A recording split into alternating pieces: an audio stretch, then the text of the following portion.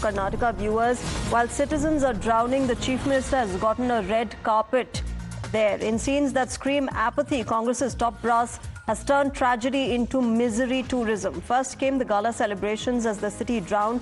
Now a grand red carpet welcome for the Chief Minister of the state. The visuals have sparked public anger as those in power appear more concerned with the optics than inaction.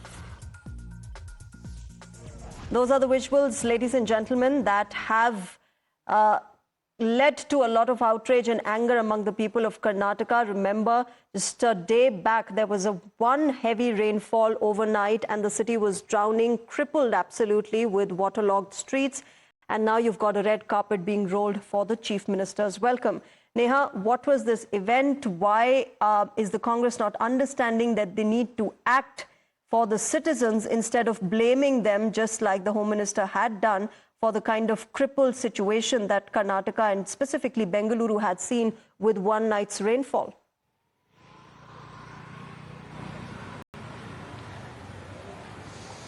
Well, Shreya, let's put this in perspective. At least 7 deaths, confirmed deaths, reported deaths in the state of Karnataka owing to the rains. On one hand, you have the Home Minister of Karnataka blaming the citizens for this, saying that, citizens pollute, citizens dirty, which is why the rains have led to this situation of the city crumbling today. On the other hand, our citizens who are grappling, who are struggling to come back to normalcy as they gather their belongings, many of them stranded outside their homes for almost about 48 hours at least, given the pathetic state of affairs over here in the state and how the administration, of course, hasn't been up to the mark and consecutive governments have failed. Now, with all of this said, of course, you had the Congress government in the state celebrating its 2 years, in governance, in administration. Just yesterday in Vijayanagar district, we saw all the senior leaders of the Congress party in the state coming down to celebrate this achievement of being in power for 2 years. Now, if that wasn't bad enough, at a time when citizens really are suffering, are struggling, are grappling for answers here, today, yet again, as the Karnataka Chief Minister is all set to be visiting rain-affected districts finally, after having carried out, just one virtual meeting with the officials through the war room, you have a red carpet entry there, of course, put out for him. As far as, of course, the citizens of Bengaluru are concerned in particular, because that's where the visits are taking place, it has been a lot of anger that's been coming in now for the administration here. Questions being asked about why taxpayers' money is just being allowed to be washed down the drain.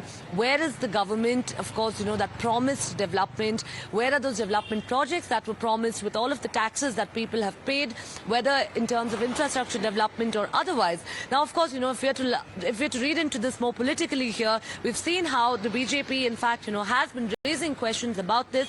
On one hand, you have the government here that's cash-strapped as they're delivering their guarantees, all of the money being diverted there. Congress MLAs coming out openly and saying that there's no money for development. So where is the money really? Because on one hand... All right, Neha, I'll come back to you. I'm joined by Ashok Gaura of the BJP on the phone line with me. Ashok Gaura, your response to what has been happening in Bengaluru while citizens are drowning. There's a red carpet being rolled out for the Chief Minister's welcome. See, this is what is the mentality of the Congress party has been.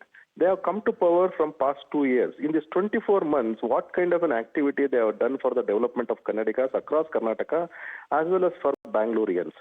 Absolutely, there is a zero development, which already what Neha said, and you also have been saying that there is absolutely zero money allocated for the development. Let me give you a small statistics last year. 38,000 crores was allotted and only 22,000 crores was spent for capital investment development. Meaning to say, this government is interested in only vote bank politics and appeasement politics. They are not interested in the development of the people and development of the state as a whole. Including yesterday we spoke that in the drainages, stormwater drainages, in specific Rajkalways, almost 3,000 crores was allotted. And where did the 3,000 crores go? When the stormwater drain is connected to the tertiary to the secondary to the primary Rajkalways. Where did that money go? All these answers should be answered by Siddaramaiah, D.K. Shivakumar and the Congress as a party as a whole. They do celebrations when people were dying on in Bengaluru.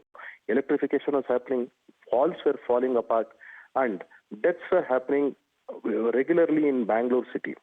What is a gift of Congress is, what I can remember is, there is a Hatya and Atmatya Bhagya, meaning to say there's a death and a suicide. We have seen that more than 50 plus women have been hacked to death. More than 12 officials have committed suicide. More than 12 contractors have committed suicide. More than Mr. Gaurav, Karnataka government's argument in this is that it's the people who are at fault. Whether it's about littering or electrocution, it's the people's fault because they are not paying attention and they are not adding to the development of the city. Let me tell you, the garbage cess which is collected from the Bangaloreans is more than the property tax. If my property tax is 2,000 rupees, my garbage cess is 2,400 rupees. This is the cess which they are collecting for collecting the garbage tax. Yes. And electrification, they are collecting 10 rupees per unit. So where did all those money go? That is the answer which Congress government has to answer. Okay, let's assume that if the people are throwing garbage, what is the responsibility of the government? They should blame the government, they should blame the people, or instead of that, they should educate the people how to segregate the waste. As well, they should maintain some kind of a discipline in collection of the waste. There is absolutely nothing which is happening. Clearly priorities need to be more organized, set right. Thank you very much, Ashok Gaurav, for joining us on Times Now. Viewers, we will keep getting you what's been happening in Bengaluru and the rest of the parts of the country, but right now it's time for a short break.